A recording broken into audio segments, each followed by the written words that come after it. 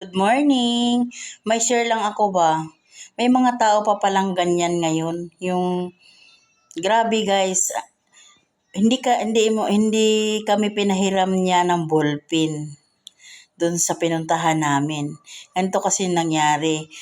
Madaling araw pa lang kami, prepare na kami kasi 2 hours to 3 hours hanggang 3 hours galing dito sa amin papunta dyan sa Manila.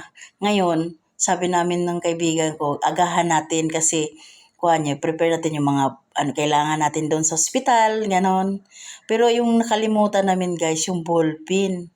Pagdating namin doon, pila-pila. Madaling araw pa lang yata kami dumating doon, mga 5. Di pila-pila kami, mga 6 nagbukas na siya.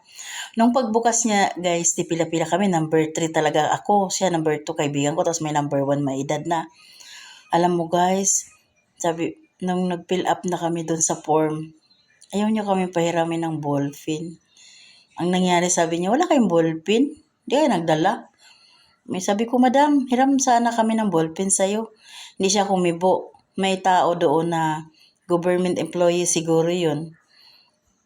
Yun, pinahiram niya ng ballpen. Pero kami, mga misis, kapwa babae, hindi nagpapahiram ng ballpen. Saka ang tanda mo na sa amin, grabe ka. Sa edad mo yan, madamot ka pa rin.